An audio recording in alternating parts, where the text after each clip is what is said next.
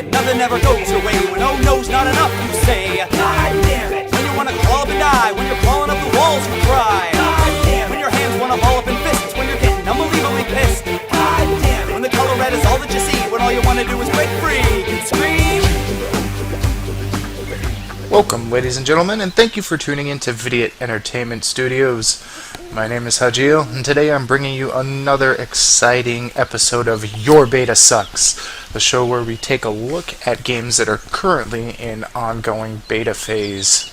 Today we are taking a look at the hot new game from Blue Manchu entitled Card Hunter.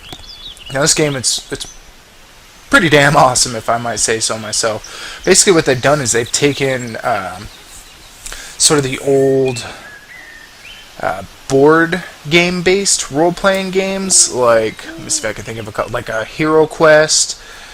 That's an old one from back in the 80s. Maybe something a little more modern you might know is, say, D&D's adventure system, like The Legend of Drizzt, or Castle Ravenloft is another one. They've taken those type of board-based role-playing games and then also mixed in a card game, kind of like Magic the Gathering.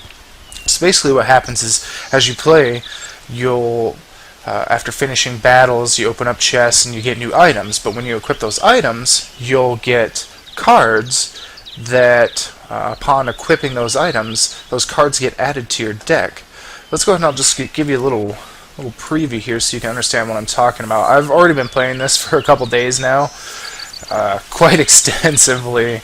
As I said, it's really, really good. If you were ever a fan of those board game-based RPGs and card games, this is going to hit both of those sweet spots. It's fantastic.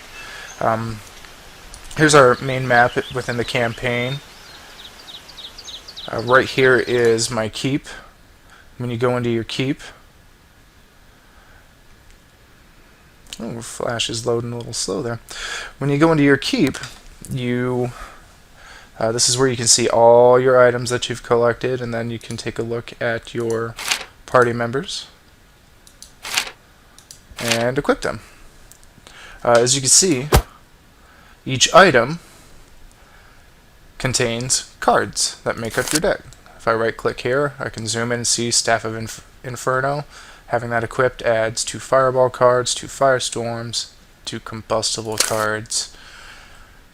Same with this, Tangerine Staff. Having that equipped, I get 2 Flame Spits, 2 Sparks, a Bungled Bolt, and an Unstable Bolt.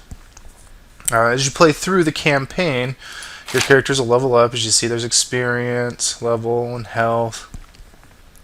As you level up, you get more slots. When I started, I think all I had was like a boot slot, 1 weapon slot, and maybe I think a shield slot with my warrior. But as you level up, you get more slots, so you can equip more equipment and items. Also, as you get further along, you'll notice here that little gem, that minor power token. You start earning minor and major power tokens that let you equip, let me sort these by level, stronger items. See how this item, it'll take 1 gold major power token and 1 blue minor power token to be able to equip that to a character, because it's so powerful. This one, 1 major, 1 minor, 2 minor, 2 minor there, so on and so forth. All the items also have rarities. You see that's a level 15 uncommon, level 13 common. Within, it's kind of strange, I haven't figured out exactly how it works, but even within the item rarities, like within the cards themselves, as you can see, those are color coded. So, okay, let's just zoom in here. Bungle Bolt is uncommon, and you can see the border is kind of a common border. So that's like, it's weird. It uses a mixture of common, uncommon. How can I say it? A mixture of 2 different rarities. While this is an uncommon card, it's a rather common uncommon card, if you catch my drift, since the border here is just brown. Then you get up to bronze bordered. Well, this one's a bronze bordered uncommon, so that's more rare, more powerful. Another bronze bordered uncommon. Here's a silver bordered uncommon. It's going to be more powerful. Gold bordered uncommon. So this is like a rare uncommon. So there's a lot of depth to it, especially once you get further and you're having to try to decide, which items you want to use, and how to do that properly to build good combos within your character's deck based off of those minor and major power tokens. I only have one for each guy in here, but when you do multiplayer, I'll just pop over there real quick and show you. When you do multiplayer and you go into your keep, you can see what it does is it automatically just makes all your characters to the max at level 20, so that way you have you're pretty much on an even playing level with everyone else in the game, so that way they don't have to worry about things being too unbalanced. And as you can see here, this one's taking two majors, a major, a minor, a minor, a minor. So, but we'll get into multiplayer in a bit. Anyways, let's jump back over to campaign real fast.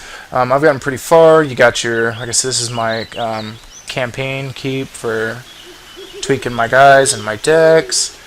Level 1 armory I ended up unlocking. It's just a shop where you can buy and sell things. It's really easy to sort through stuff, even if I'm in my keep and say, here's the shop up here, here's items that I currently own. It's really easy to sort through if you want to find things. You just simply, okay, I'm looking for an uncommon weapon, or not an uncommon, but I'm looking for a weapon for my warrior. Well, if I just simply click on that, it automatically sorts to all the weapons within the shop that I could purchase to equip to my warrior. Same with my items that I own. It's going to automatically do that. Helmets. Okay, oh, alright. Here's the helmets I could buy. Here's helmets that I own that I could equip. Pretty awesome. Now, let's go ahead and show all. Even better, see how you can sort by price, rarity, name, level of item, or talent. But check this out. If I go here, say I'm really looking to make a specific deck, because I'm trying to create combos within my deck. Let's take a look at this item here. We've got this Impaler is a trait that attaches to my guy for 3 turns. It adds 2 to any penetrating melee attack that I might play. Alright, so I'm looking to add more cards that penetrate, that are penetrating attacks. Penetrate. I can just go that far. And, oh look, this would add penetrating zap. That's an arcane item though, so that would go to my, on my wizard. But I can tighten it up. Say I'm looking specifically for some weapons with penetration. Bam, I'll just click over on my weapons. And see how it auto-sorted it? Boom. Here's a bunch that are giving me penetrating. Well, this one only contains 1 penetrating card, unfortunately. But, as you can see, there we go. There's a weapon that would give me 4 more penetrating cards into my deck. So there's a really, the system for being able to search through and find what you want is fantastic. It's not hard for you to be able to find what you want and what you need to be able to create custom decks so that you can pull off some sweet combos within the game. Alright, what else do we got here? So as you play further along, you start out with just this keep, this tavern. The tavern's where you end up picking up new characters. You get your first 3 for free as you're going through, or you can buy some new ones for 10 gold each. Not really necessary. I don't see why you would do that, since when your characters die, they're not permanently gone. But hey, if you wanted to build a bunch of parties, I guess that's your choice. Eventually, like I said, they do max out at level 20, so maybe you would, once you have a full party maxed out, maybe you want to buy 3 new characters. Say you don't want to go with the classic setup like I'm doing, a Dwarven Warrior, your Elven Wizard, and your Human Priest. Say, maybe you want to build a new party. Hey, let's see what happens if I do nothing but Dwarf Warriors, or like all Dwarven race, but go ahead and do a Dwarf Warrior, a Dwarf Wizard, and a Dwarf Priest and see what happens, You could feel free to go ahead and experiment like that if you wanted to.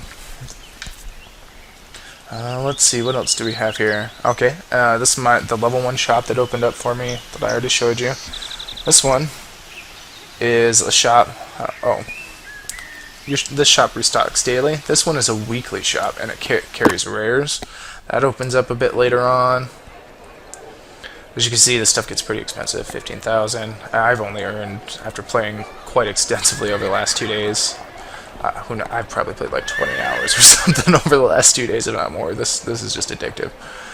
It's great. Anyways, as you can see, very expensive, powerful items when you come into this this rare shop, and they're also, most of them, these bottom ones don't take power tokens at all. But you can see quickly after getting past here, okay, all of these are going to start taking power tokens. But yeah, once you go into the rare places, the rare shops, that's where you're going to find your most expensive, most powerful items.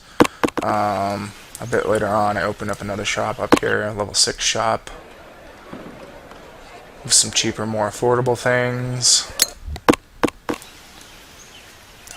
Here is where, at the chest and barrel, you can purchase chests if you want to go ahead and get some items.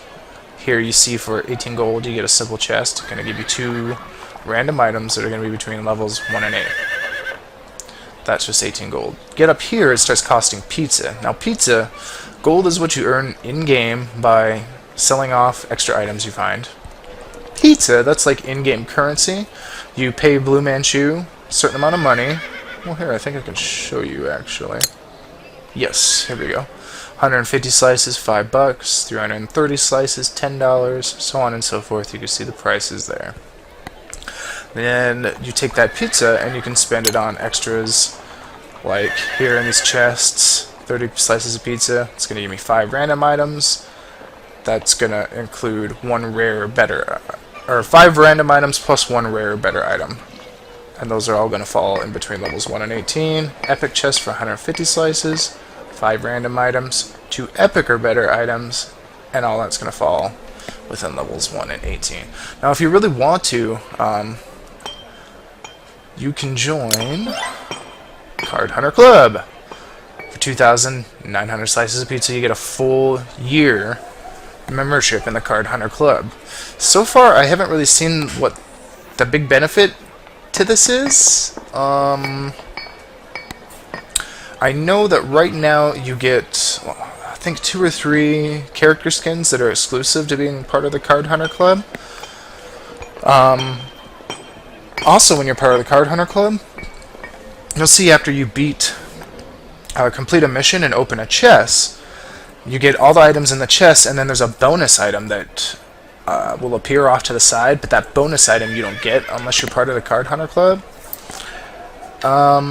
For people that want to back the game and pay, because it is free to play, you don't need to pay, and I don't really see how paying unbalances it too much, but if you wanted to, you know, well, there's 1 more item per battle that you're getting out of it. So there's 1 bonus. I don't really see, though, how paying, well, let's see, 2,900 slices of pizza. Yeah, you're paying almost $100. I'd guess around $75 for a year's membership. So far, since that seems to be the only benefit, I'm not saying it is the only benefit, but since just getting that bonus item after every battle and getting the 2 characters, it seems to be all you really get. I don't see the massive benefit to playing right now. There might be other bonuses I'm not aware of, but so far that's all I've seen. Let's see, what else can I show you? These are all missions that I've done, and you can see the level required from them to play them right next to them. Now, after you play and beat one, it's locked out for 24 hours. I believe you can use pizza slices to unlock them and play them again, but once you get moving, unless you start doing terribly bad, you're not going to be shut out of things to do in the game. You can keep going. So once you exceed the level, though, it grays out right here next to the level, meaning you're too powerful to get any experience from it. You could play it, but nothing's going to happen. You won't get experience or anything from it. Here, I'll show you what it'll do. See, all my guys right now are 7, and tells me all of your party are above level range for this adventure and won't get any experience. The levels are going to get reduced to 4 to be able to play. But they're not going to get any experience out of it. I could still, I guess, grind it if I wanted to earn some items to sell and make some gold if I wanted to.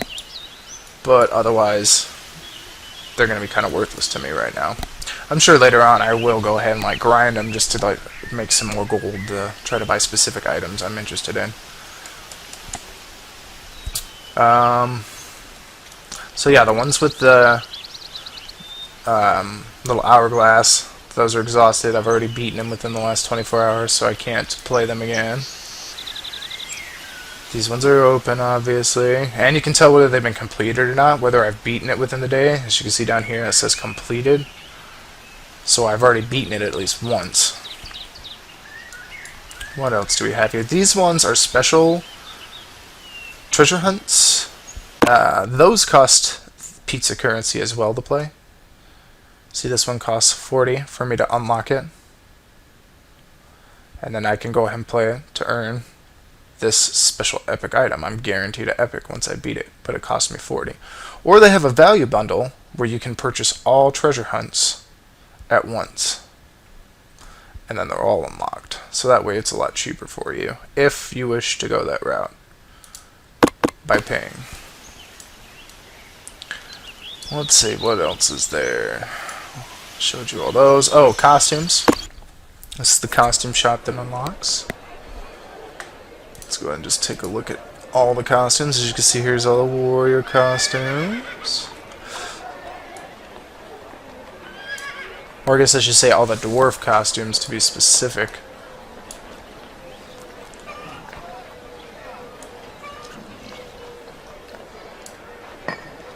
And you just simply, I think you swap them. I never used them before, so I can't really tell you.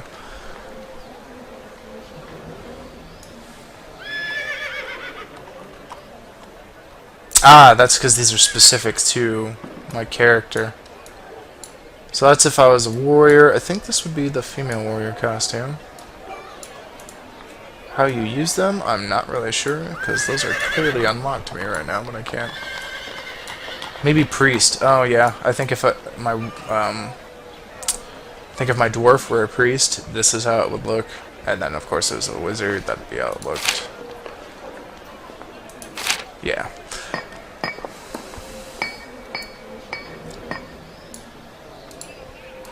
So these are the costumes all available for dwarves. And of course you buy those pizza slices. They do nothing except for change how your guy looks in the game. That's it.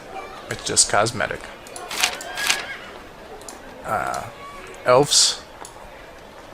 Here's how your elf could look as a warrior. You can buy these to unlock. As a wizard.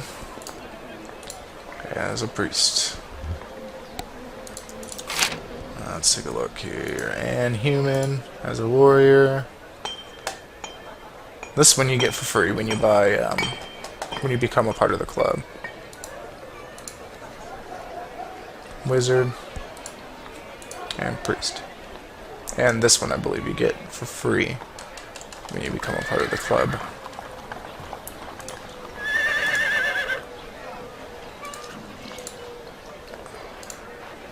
Yeah, it's just those two you get for free when you become part of the club.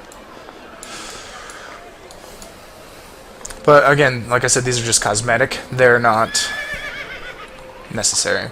If you really like... Whoops. Just for if you really like customizing the way your guy looks. Otherwise, they're not really necessary. Alright. What else is there? Oh, okay, so campaign. Again, this is the starting continent. This map is huge. Let's go to the bottom of it, and then, see, I'm working my way up this way. I mean, look at this. I'm going pretty far up here. Look at all this extensive land that's still... So there's where I was kind of at. available for me to explore. All over here. Way over here. So I'm quite sure single player is going to be very extensive. Excuse me. Probably going to be plenty to do in there. So that is about it for kind of showing you that. Multiplayer, let's jump over here real quick. Multiplayer, pretty good. I got hooked on this one for quite a while yesterday. Show you real quick. Standard within multiplayer, there's the Cuthbert's clothing again. Starter shop. You get this Adventurer's Party Pack for free. You need to play through the campaign far enough, and eventually the GM that's running the game for you, he'll tell you to try out multiplayer. You come here, and this will be available for free for you to buy. It gives you standard Dwarven Warrior, Human Priest, and Elven Wizard. Standard fare. You could get the Bash Brothers pack.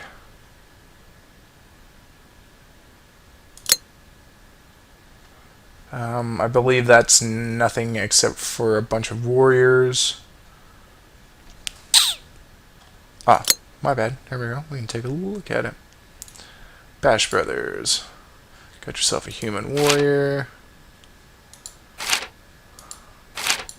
2 human warriors to roll with. Along with a human wizard. Fierce dwarf. Clearly that's more than likely going to be a bunch of dwarves. Dwarven warrior, and a dwarven priest. Elven magic. 2 elven wizards, 3 elven wizards, nothing but wizards. That would be really tricky to play with. Those wizards are very squishy. Holy healer. That's probably nothing but priests. Yep, 3 priests. Get yourself a human, a dwarven, and an elven priest. Chess shop. Same thing as in single player. Spend pizza, buy chess.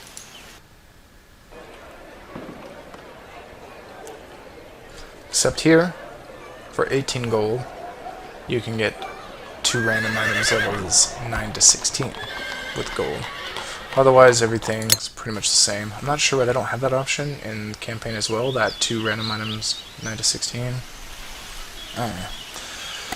Multiplayer keep, same as single player keep, except over here is all your characters. These were the characters from that starter pack that I got for free.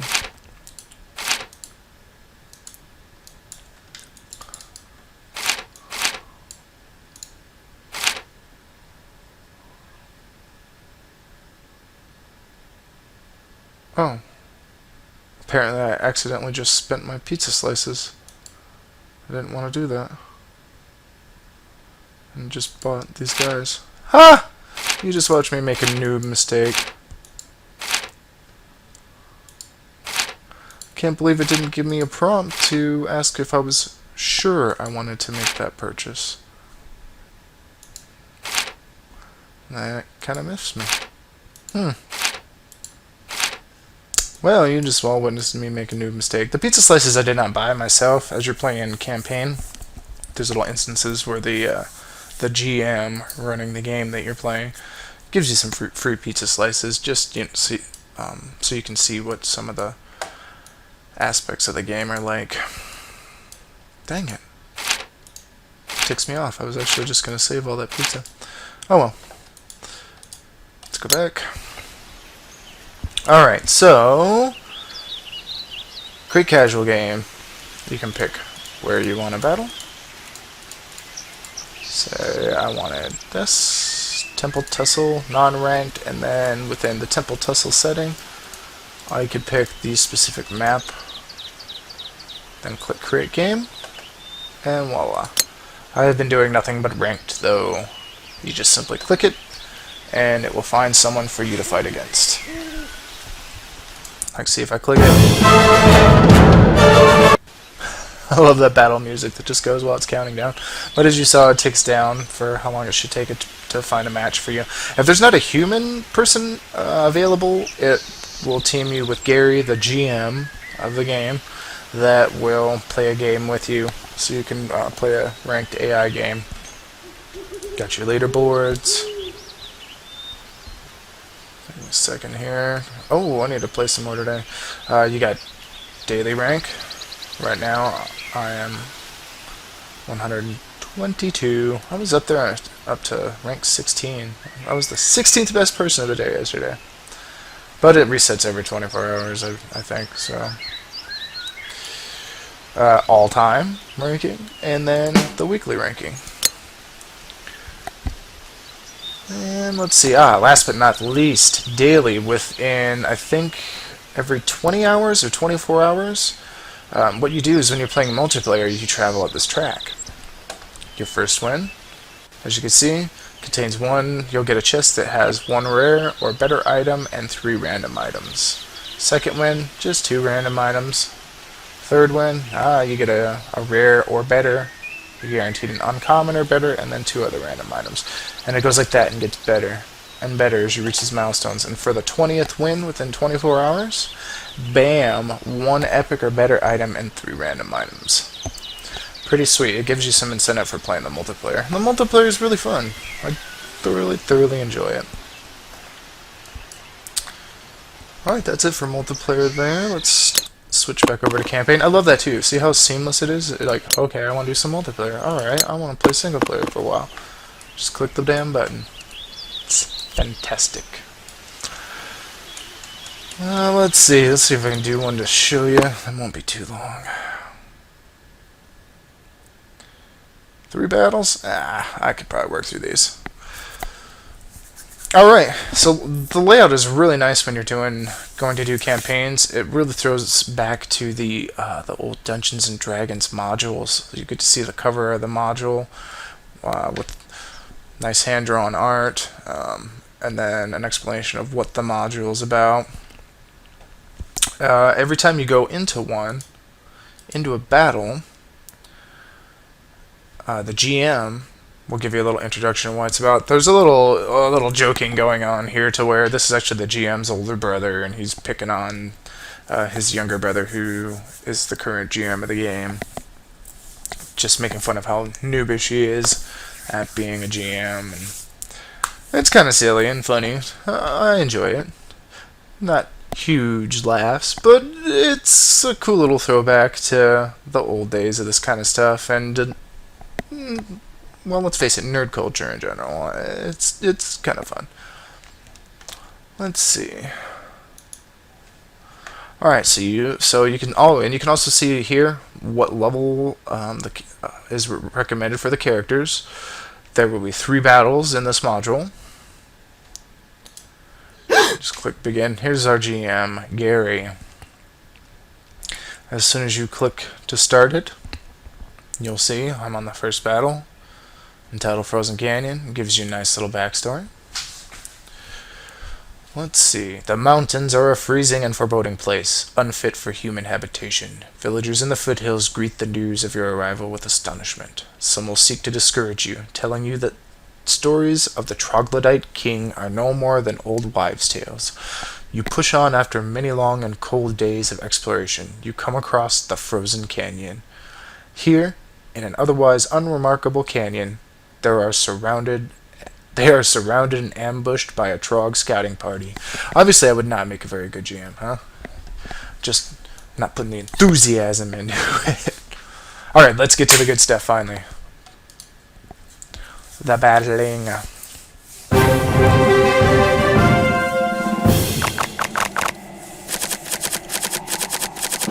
And voila, here is a battle. Now, the maps are fantastic because there's a lot of strategy with moving your guys around. You have to deal with line of sight, terrain that will slow your movement through it or make you have to halt once you hit a particular terrain. I don't think the snow is going to do anything. Nope. But like these, probably block sight. Yeah, blocked, can't enter, and blocks line of sight. These All these boundaries obviously are blocking line of sight. You can't enter into them.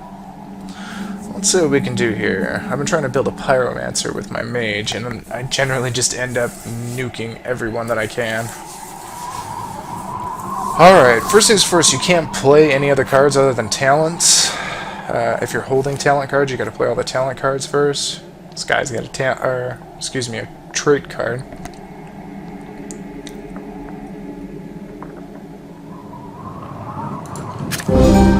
Pop that onto him.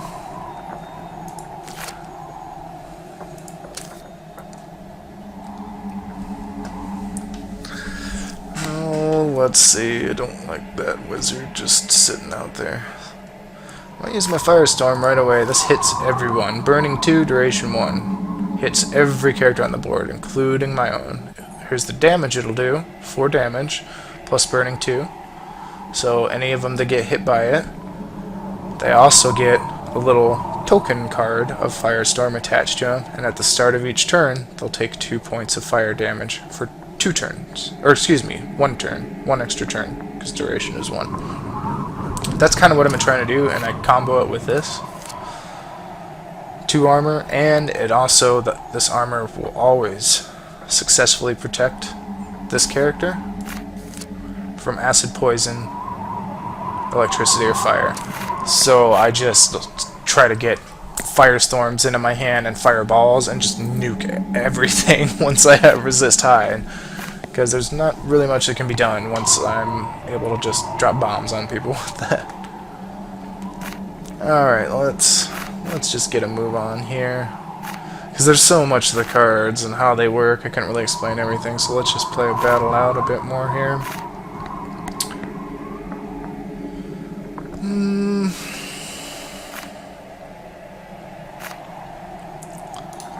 Oh, I think I'd feel better if I snugged her safely in with these guys.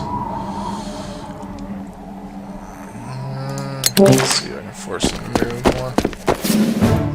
There's another movement card up in there.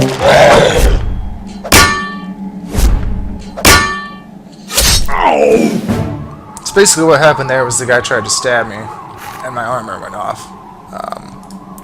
So this one, I'll get armor 2. It'll protect 2 points of damage. If it's successful, I'll also keep that card in my hand. And then for it to successfully block the 2 points of damage, I will have to roll on a 1d6, 3 or higher.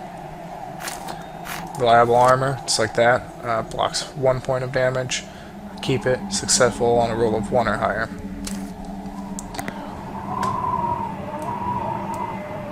So basically, what did he do? And see right up here, you can see everything that happened. You can look at the card he used.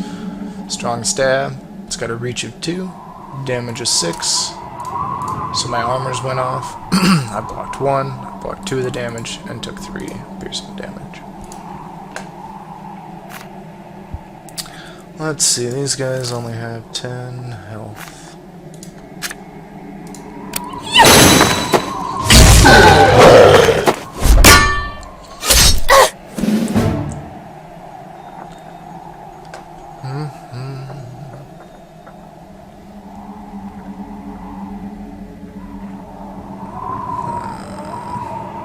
I might get crazy and just nuke them all right now for fun.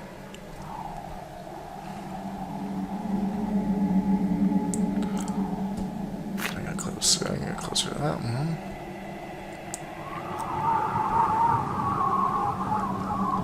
Well, let's force it. I was gonna try to force another move, but it didn't happen. Should not have done that. Okay, so after both players pass in a row, then you have to discard down to only 2 cards in each character's hand.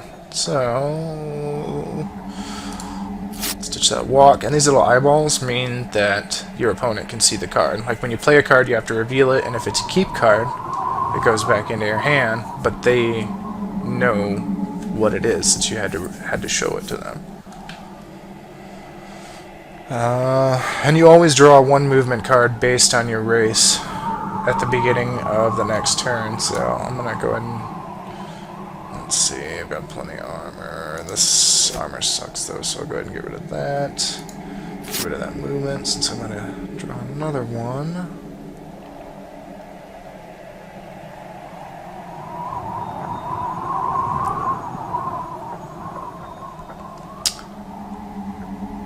I'm gonna keep that thick hide. I'll get rid of wavering.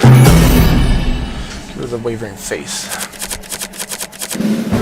Ah, yes. Maybe I can just get them to move in on me a bit more.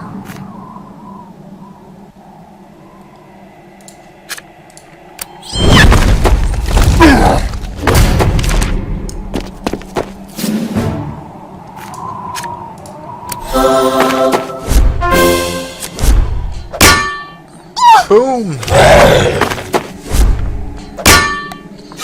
Oh! Nice little combo action there.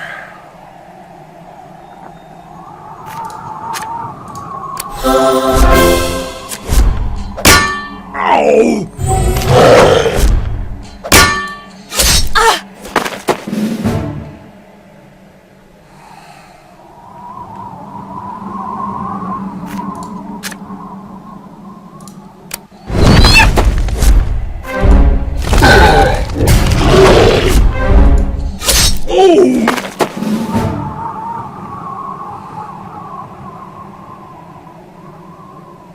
If I could get these guys to walk a little closer.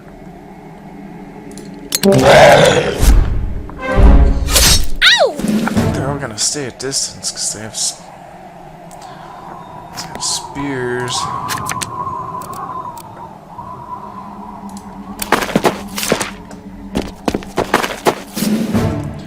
Yep.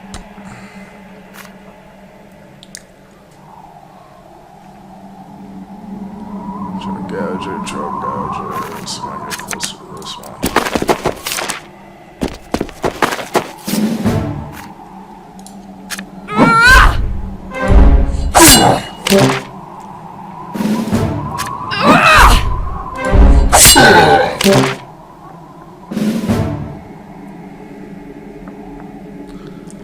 Just got 11. Yeah, I think I'm gonna get crazy and let my nuke go.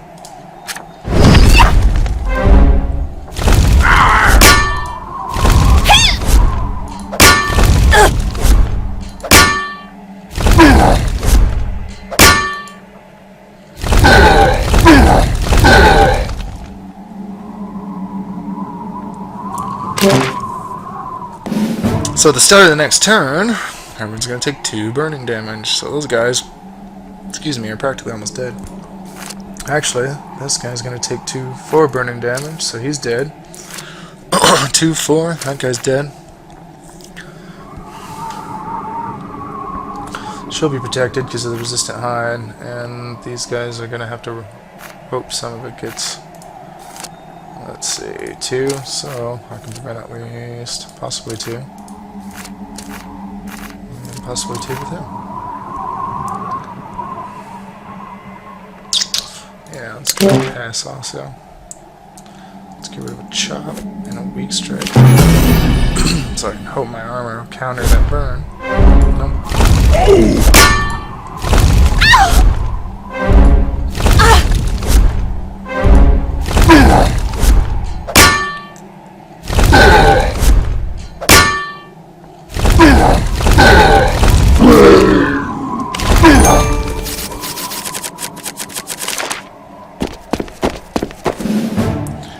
And I pulled another trait. I'm gonna play it. Ah, and then I pulled my fire starter trait. This thing really rocks with some burning. Whenever a burning card you control burns for damage, it does 2 additional damage.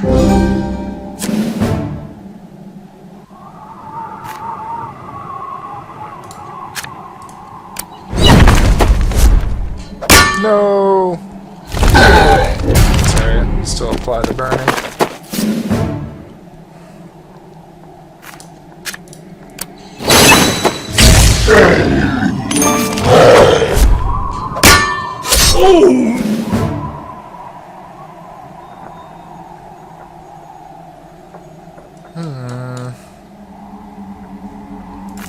this guy? Oh, he's got at least crude plates.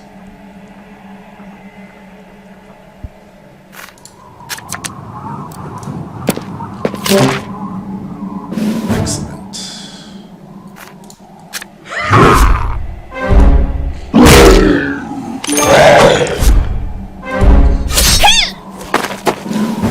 Now, everyone needs to run. Kill everybody for 3 there. And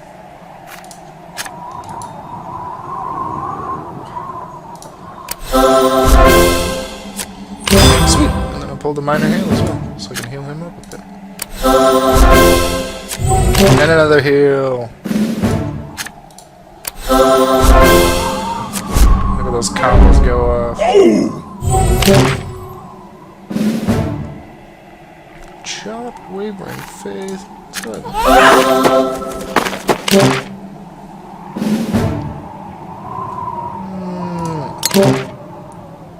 Get rid of that weak chop. Don't need that weak chop.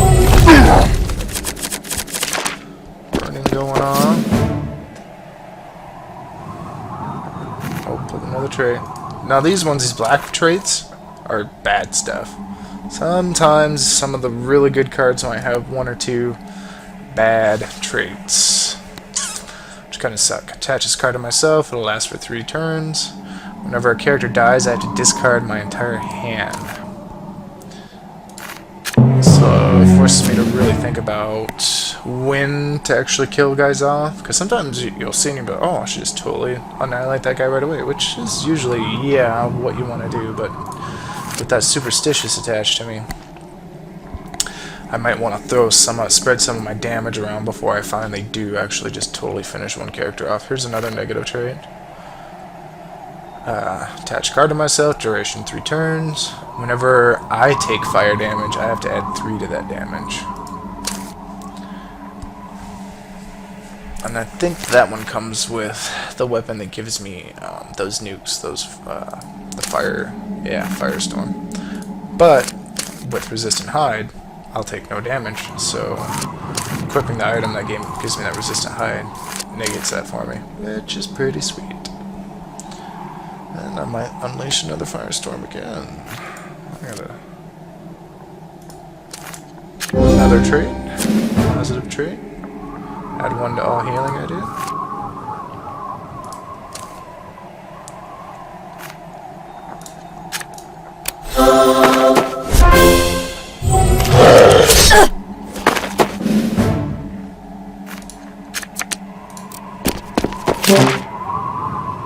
Ooh, we passed. Blocked for the damage.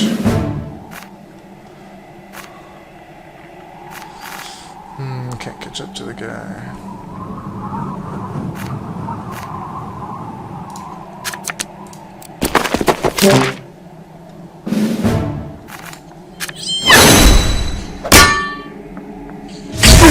I think he's got that healing presence too.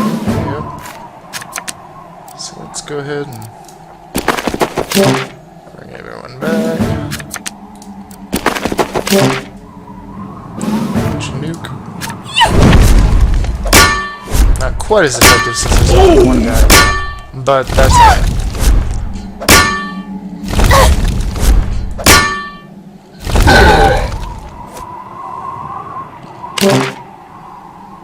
Then my healing presence will offset that. He'll still be taking a little, but more than likely my armors are gonna stop that damage from hitting me.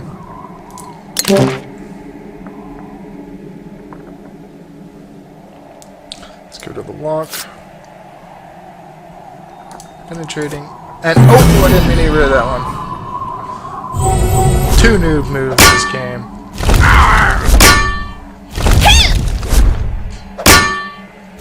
Oh, they just blocked that damage too. That's unfortunate.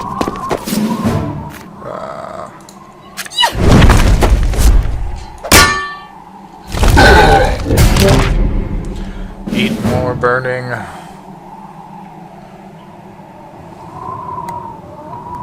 Can he walk?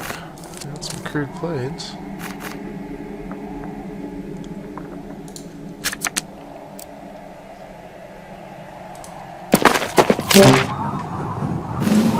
Out of pads. Put it behind.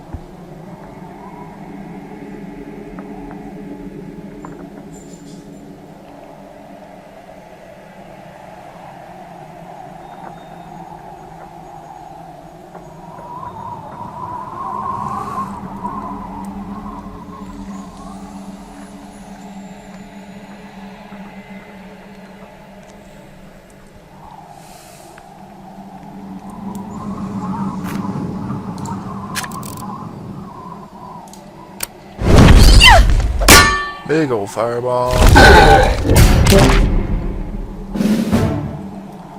Which did not hit him.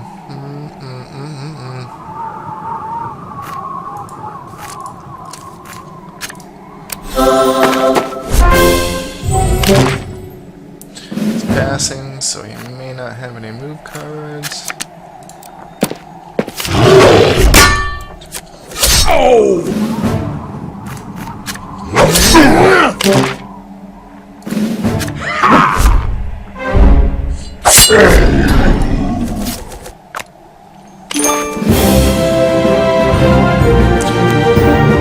Victory! And there's how a match kind of plays out. And then what I would do is I would continue on. Collect loot. Open chest. So here's where I was talking about the club reward. If you buy into the club benefits. Click my items. And then I would click to move on to the next battle. That's kind of pretty much how the multiplayer plays out as well. You just, when you battle a person, if you win, your rank goes up, and you get to open a chest. If you lose, no chest for you, rank goes down. So, pretty much that is Card Hunter right now. A couple things I'm going to need to report there. Well, one, at least. When buying stuff with pizza, I don't see how me clicking on that buy button instantly gave it to me. There needs to be a, are you sure you want to make this purchase or something, because anyone that accidentally does that is going to be pretty peeved that they just spent money on something they didn't even want. But, minor thing there. Otherwise, game's fantastic. Really hooked on it. If you guys are interested in playing this, you need to go to cardhunter.com. Sign up for the beta, wait for your beta key. If this is your type of, looks like your type of thing, I'm willing to guarantee that it is going to be your type of thing. Way, way fun. Way addicting. I can't recommend it enough. And it's just in beta. So, your beta sucks rating. We're going to have to give this one... Ooh. Out of 5? A 5. This game's fantastic. I can't really fault too many things on it, even in beta. It's fantastic. Highly recommend it. Again, go to cardhunter.com, sign up to play. Until then, I'd like to thank you all for tuning in to Vidiot Entertainment Studios and this episode of Your Beta Sucks. Make sure you tune in next time.